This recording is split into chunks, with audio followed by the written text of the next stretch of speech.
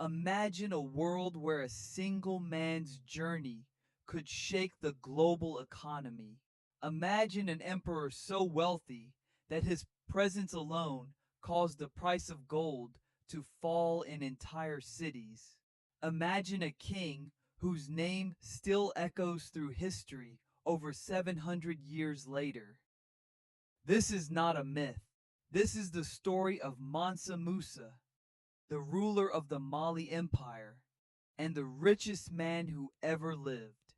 If you enjoy powerful African stories like this, make sure to subscribe, because here we uncover the hidden empires, forgotten kings, and untold histories that shaped Africa and the world. Now, let's begin. To understand Mansa Musa's greatness, we must first understand the land he ruled.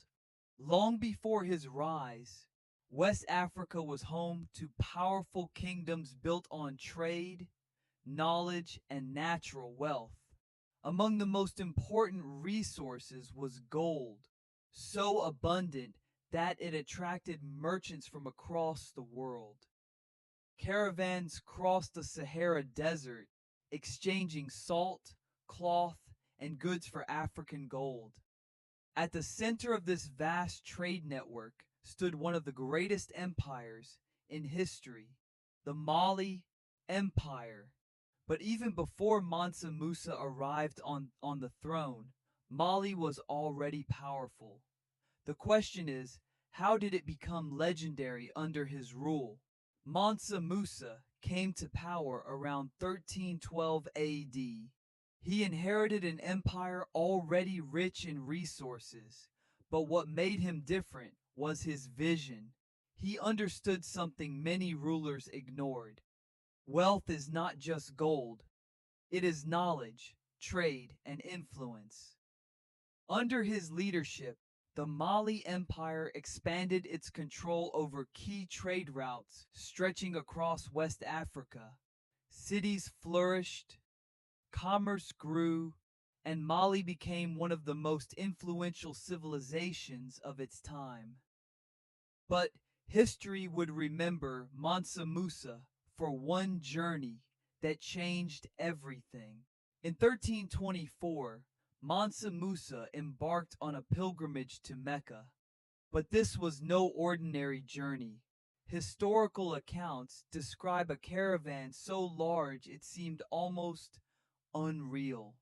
Thousands of soldiers, servants, and officials accompanied him. Hundreds of camels carried gold across the desert.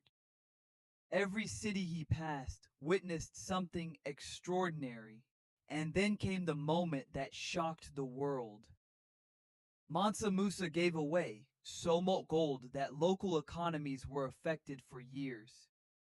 In some cities, the sudden abundance of gold reduced its value significantly.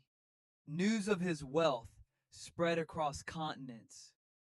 For many outside Africa, this was their first encounter with the power of the Mali Empire. But Mansa Musa's influence did not end with wealth. When he returned home, he invested in something far greater, knowledge. He transformed Timbuktu into a global center of learning. Scholars from across the world were invited into his empire. Mosques, libraries, and universities were built. Science, mathematics, law, and literature flourished. At its peak, Timbuktu became one of the most important intellectual cities on earth. But like all great empires, Mali's golden age could not last forever. After Mansa Musa's death, leadership weakened. Internal conflicts began to rise. Trade routes shifted, and rival kingdoms began to challenge Mali's dominance. Over time, the empire slowly declined, but its legacy never disappeared. Today, Mansa Musa remains a symbol of Africa's forgotten greatness. His story challenges the idea that African history begins with colonialism. It proves that long before modern times, Africa was home to some of the richest, most powerful, and most advanced civilizations in the world. But perhaps his greatest legacy is not gold. It is the knowledge, culture, and identity he left behind. If this story inspired you, then you are just getting started. Because next, we uncover the rise and fall of the Mali Empire and the truth behind one of Africa's greatest civilizations. Subscribe now so you don't miss the next story.